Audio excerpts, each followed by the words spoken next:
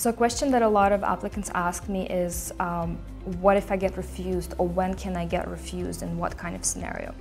So in this case, there's three types of scenarios in which you can get a refusal. The first one is if you did not prove your work experience properly.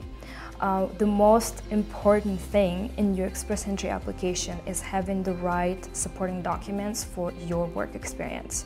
If the immigration officer who opens your application is not certain that your occupation is high skilled, if he's not certain that you selected the correct NOC code, if he's not certain that your job duties match the NOC code properly, or if he sees that your job duties is simply copied from some CRA website or from some job advertisement, he can say that you're not truthful or that your occupation does not meet the requirements of being a skill type O, A, or B, and then he will refuse the application. It's very difficult to appeal this kind of case, so you have to be very careful when you're proving your work experience.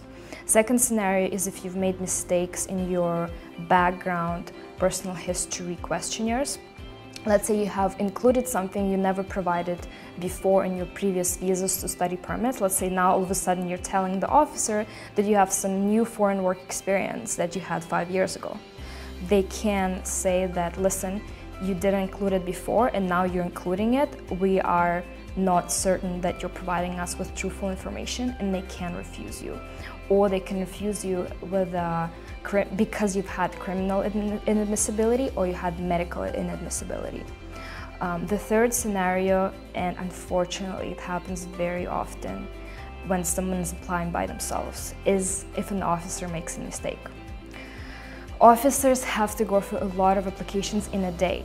So if your application is not organized properly, if your application doesn't have a great cover letter, if it doesn't explain there why you're eligible, what kind of supporting documents you have for all the points that you claimed, an officer can miss something or misunderstand something and refuse you.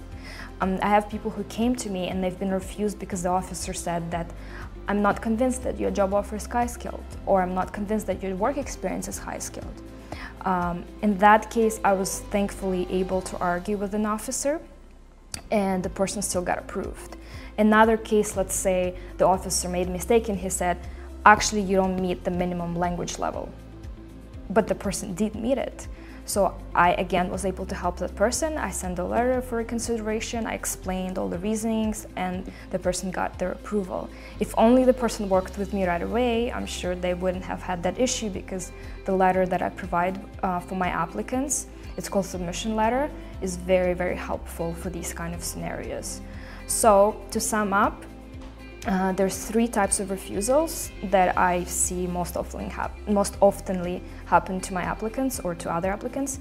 First is not proper proof of work experience. Second is mistakes in your background questionnaires or medical criminal inadmissibilities. And third is error of an immigration officer. Thank you for listening. If you have any questions, feel free to reach out to us.